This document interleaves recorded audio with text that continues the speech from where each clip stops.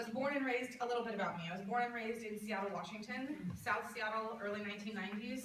Randomly had a faction of Bloods and Crips that moved from here up to Seattle, and I grew up not allowed to wear blue or red at school in an area in which I was a pretty distinct minority.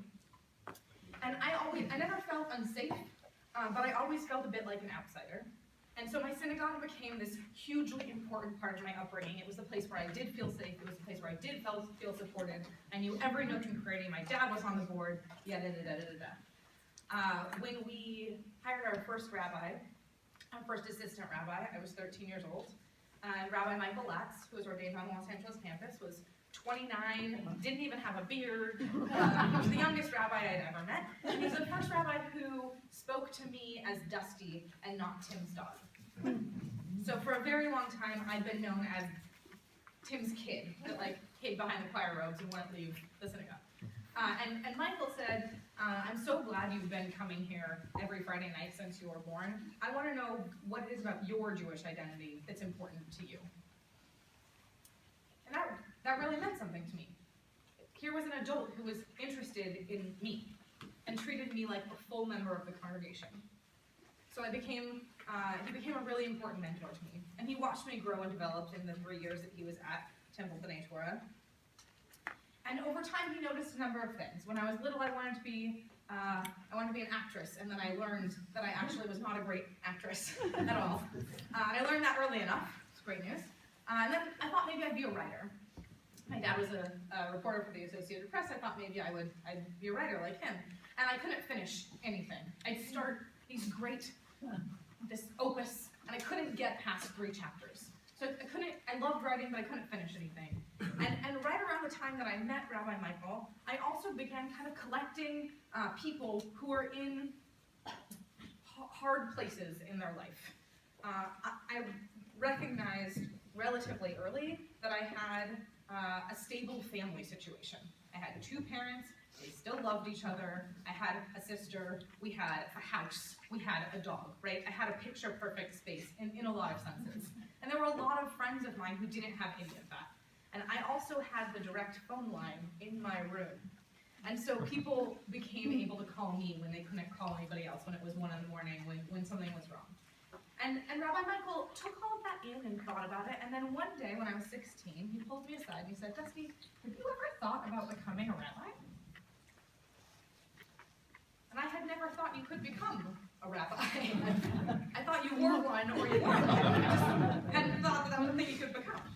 So I thought about it for approximately 5.5 seconds, and it clicked immediately, and I've been moving towards that ever since. So now I'm 30, and for the last 14 years, I've been moving towards becoming a rabbi. On May 15th, I will become a rabbi, and that's a little mind-blowing, but also really, really, really wonderful. So for the past 6 years, in large part due to all of you, truly, I have had the opportunity to study at HUC-JAR. Did a very good job of giving it its full name, HUC-JAR Jack H. Skirball Los Angeles campus. And it's given me a lot of opportunities. I've had a student pulpit in Amarillo, Texas for 2 years. I flew once a month to Amarillo, Texas and served as the rabbi for that weekend. I spent a summer at Temple Ahavat Shalom in Northridge. And for the past, yay! Oh, it's a great synagogue. And I spent the last 3 years, most recently, at Congregation Orami out in Calabasas. My car has gotten a lot of time in over the years. And I've learned a lot of different things, but I have stories for each one of them, but I will save them because I know where we are on time. I've also had the opportunity to be a teaching assistant at USC, which has been a phenomenal and very different kind of experience in a Jewish history class. And the summer after, 2 summers ago, I spent the summer as a chaplain intern at Stanford Hospital. And that taught me the most important lesson that I've learned in rabbinic school, which is that to be is to be with. And that our presence is the most important gift we can give. And one of the reasons I'm here, physically, actually, is because I I have been writing letters for 6 years now, once every semester. I've filled out applications for 6 years now. I've never been in town over the summer for the actual award ceremony, not a single time. It was so important for me to come and be here physically present to tell you thank you so much for so many different pieces of this entire process. I spent 6 of the most formative years of my life in rabbinic school. Started when I was 24, and I am now 30. And between the years of 24 and 30, I think that your brain finishes developing, right? That's a huge time in life. And I had 2 choices. I could choose to hunker down. I could live in the guest house of somebody's home and share kitchens with a family or 2 and babysitter, nanny, or whatever it was, and not travel and not have a car, which is possible in Los Angeles. I did it once. I could choose to do all of those things and really kind of disappear for 6 years while I was in rabbinic school. But I didn't think that made me a very good rabbi. I didn't think that disappearing for 6 years, not living a full life, was going to allow me to meet people where they were at and to really grapple with people on their level once I ended up in the rabbinic world. And so one of the things that the JVS scholarships have allowed me to do is actually live as I've been in school. It's allowed me to have a car in this city, this expensive city in which having a car is both necessary and even more expensive than almost anywhere else in the country.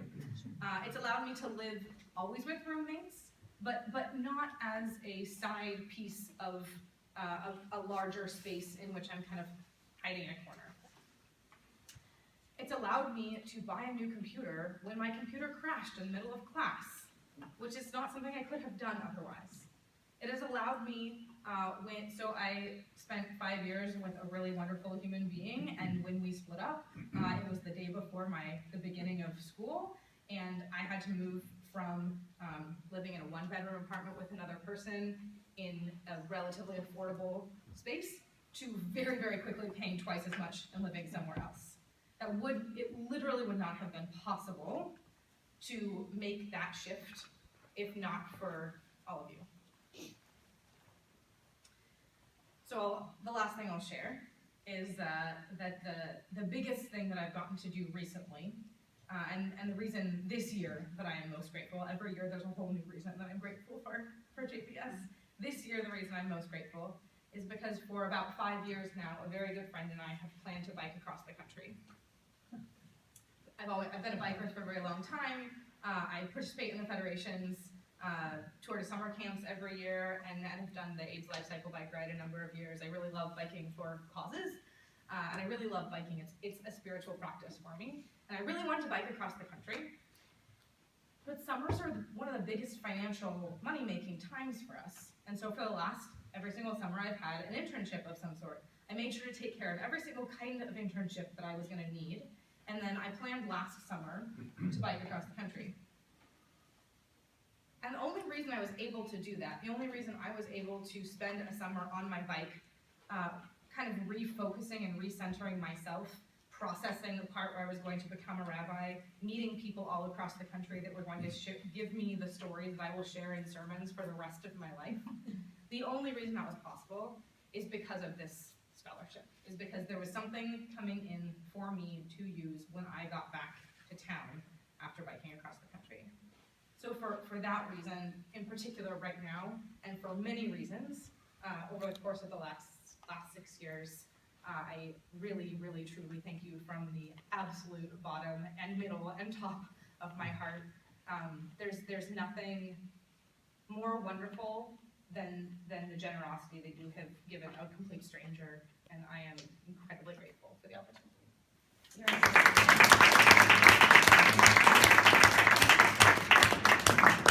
Do you have any questions? How many miles did you bike? 3,955.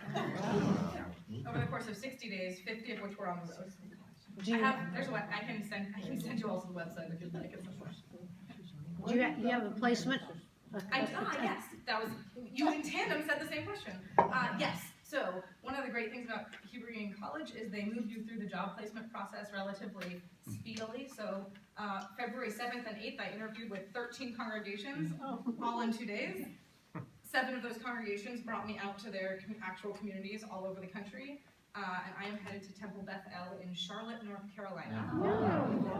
It's a 1,200 family congregation that's part of a collaborative kind of pan-Jewish community, the Federation, the JCC, the Conservative Shul, the Reform Shul, all on one campus, the preschool, the day school.